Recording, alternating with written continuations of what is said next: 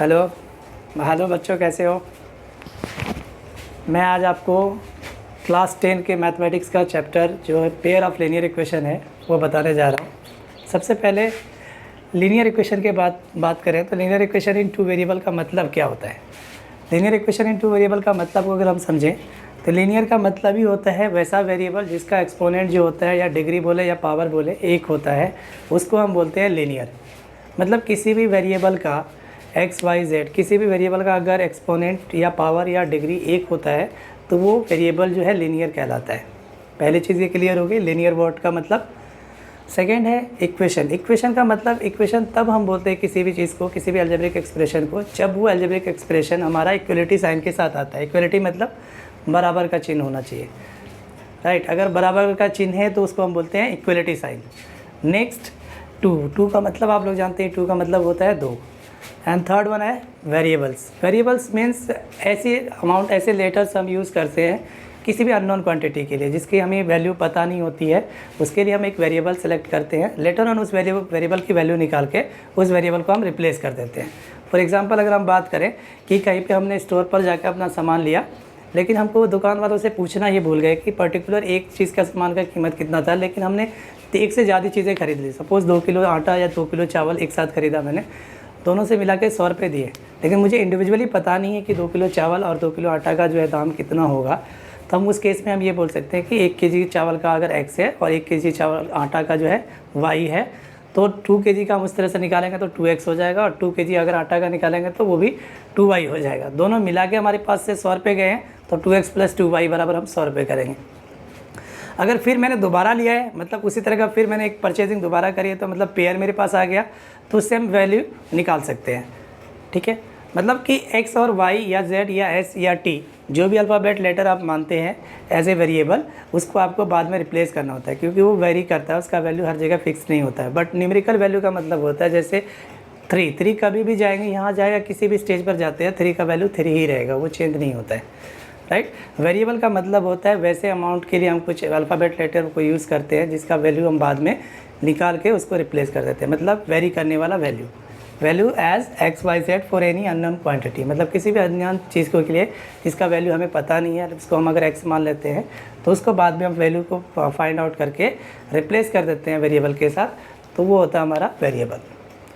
Next होता है हमारे पास वेरिएबल के बाद है general form of linear equation in two variable. क्या होगा, जैसे आपने क्लास 8 में पढ़ा होगा linear equation in one variable. One variable का मतलब होता है जिसमें आप एक वेरिएबल लेते हैं, यानी किसी भी एक क्वांटिटी की, अननोन क्वांटिटी की बात करते हैं तो वहाँ पे वन वेरिएबल होता है।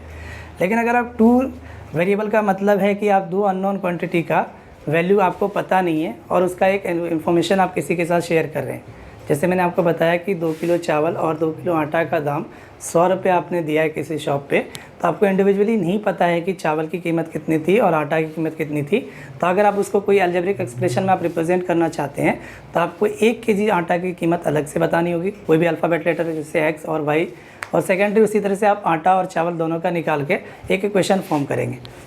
इक्वेशन कैसे फॉर्म करते हैं, अगर हमने 1 केजी चावल का माना है कॉस्ट, 1 केजी चावल का, 1 केजी राइस का अगर कॉस्ट x है और 1 केजी, इस तरह से 2 केजी राइस का कॉस्ट कितना हो जाएगा 2 × x। और सेकेंडरी होता है हमारा, अगर हम यहाँ पे मानते हैं 1 केजी आटा का, यानी 1 केजी वीट हमारे पास जाए, गेहूँ, फ्लोर की जगह पे गेहूँ अगर ले लेते हैं आप, 1 केजी वीट का अगर y माना आपने तो 2 केजी का जो हो जाएगा वीट का कॉस्ट ये हो जाएगा 2y, और आपने पे किया दोनों को मिला के 100 रुपीज़।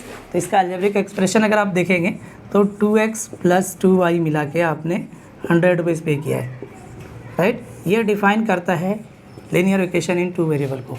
कैसे डिफ़ाइन करता है, तो इसमें 2 वेरिएबल हैं x और y, इक्वलिटी साइन है और कांस्टेंट टर्म है। कांस्टेंट टर्म में मतलब ये होता है कि कोई भी न्यूमेरिकल वैल्यू जो फिक्स्ड होती है वो चेंज नहीं होती, जैसे 4, 5, 3 ये सब जो भी नंबर्स होते हैं सारे न्यूमेरिकल वैल्यू होते हैं। इसके अलावा जनरल फॉर्म जो होता है ax + by + c = 0 होता है, जहाँ पे a, b, c कोई भी रियल नंबर हो सकता है, नेगेटिव, पॉजिटिव और 0। लेकिन इसमें स्पेशली आपको a और b को 0 नहीं करना है। इनमें से कोई भी अगर 0 होता है तो वो linear equation in two variable में एग्जिस्ट नहीं करेगा। वो कैसे, अगर आपने a का वैल्यू 0 लिया तो इस टर्म को वो लैप्स कर देगा, यहाँ से सिर्फ एक ही वेरिएबल बचेगा वो बचेगा सिर्फ y वाला। अगर आप b का मान 0 लेते हैं, इसका मतलब ये वाला वेरिएबल को वो लैप्स कर देगा, क्योंकि 0 को किसी भी चीज़ से हम मल्टीपल करते हैं तो वो 0 हो जाता है। तो हमारे पास सिर्फ एक वेरिएबल बचेगा, वो x वाला। तो यहाँ पे एक चीज़ का बहुत अच्छे से ध्यान रखना जाता है कि a और b का मान कभी भी हम 0 नहीं ले सकते। मतलब a एंड b जो कि वेरिएबल का मल्टीपल होता है, जिसको हम कोफिशिएंट भी बोलते हैं। मतलब कि multiple of a variable is known as its coefficient. मतलब जो वेरिएबल के साथ मल्टीपल में डिजिट होती है कोई भी न्यूमेरिकल वैल्यू, वो उसका कोफिशिएंट कहलाता है। तो यहाँ पे जो कोफिशिएंट ऑफ x है वो a है और कोफिशिएंट ऑफ y जो है वो b है, राइट।